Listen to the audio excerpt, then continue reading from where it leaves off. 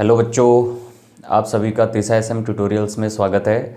आज हम लोग रेशनल नंबर और फ्रैक्शन के बीच में डिफरेंस देखेंगे, जो कि क्लास 8 मैथ से रेशनल नंबर चैप्टर से बिलोंग करता है। तो यहाँ पे बच्चों फ्रैक्शन और रेशनल नंबर में क्या बेसिक डिफरेंस होता है, पहले इसको हम लोग देखते हैं। पहले ये समझो कि फ्रैक्शन क्या होता है। जब आपको ये फ्रैक्शन समझ में आ जाएगा बच्चों, तो रेशनल नंबर ऑटोमेटिक समझ में आ जाएगा। जैसे मैंने आपके किसी दोस्त का बर्थडे था, उस बर्थडे में क्या मंगवाया आपने? केक। क्या मंगवाया बच्चों आपने? केक मंगवाया। और आप लोग 4 फ्रेंड्स थे वहाँ पे। कितने फ्रेंड्स थे? 4 फ्रेंड्स थे।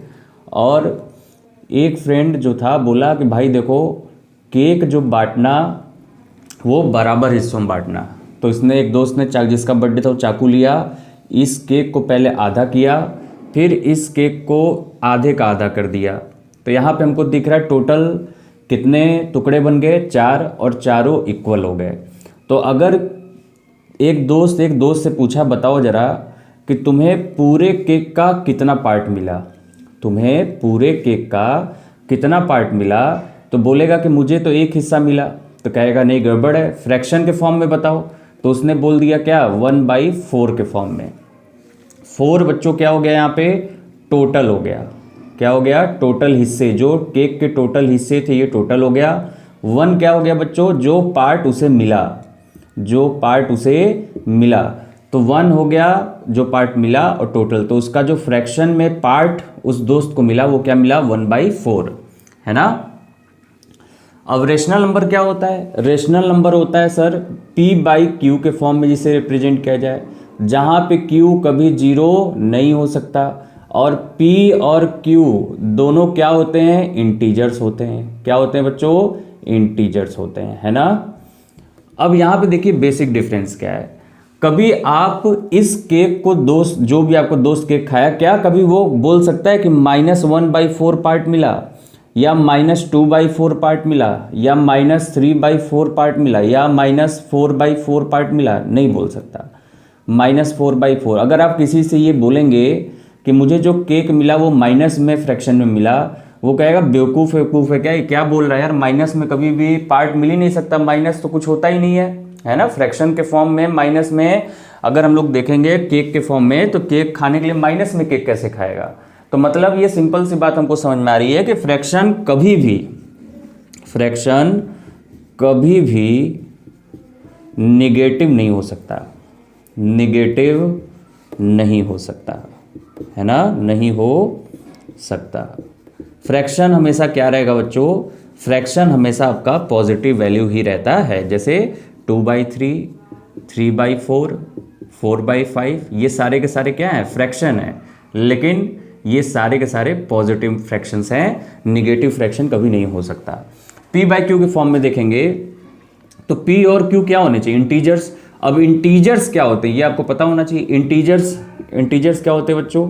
तो इंटीजर्स आपके होते हैं सारे निगेटिव नंबर, 0 और सारे पॉजिटिव नंबर, है ना। जितने भी निगेटिव, जैसे -1, -2, -3, -4, -5, -6, -7, माइनस इनफाइनाइट तक कोई भी नंबर्स होंगे तो वो क्या कहलाएंगे? Negative numbers.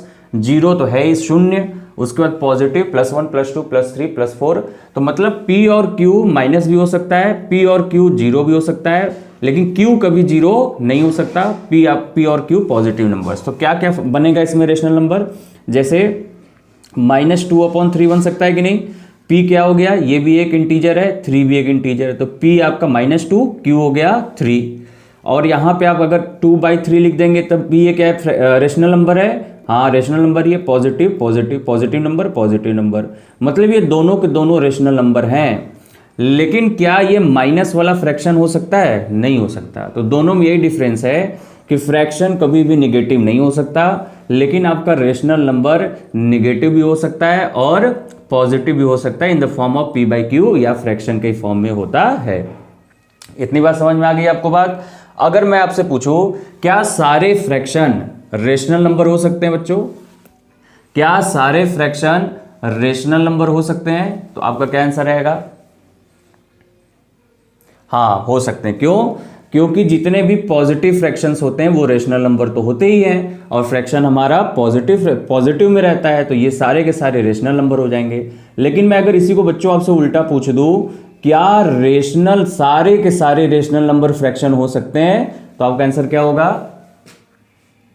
सीधी सी बात है, नहीं होगा। क्यों नहीं होगा? क्योंकि रेशनल नंबर में निगेटिव फ्रैक्शंस तो आ जाते हैं, सॉरी निगेटिव रेशनल नंबर आ जाते हैं, लेकिन आपके फ्रैक्शन में कभी भी निगेटिव वैल्यू नहीं आ सकता। आई होप आप लोग को फ्रैक्शन और रेशनल नंबर के बारे में अच्छे समझ में आ गया होगा।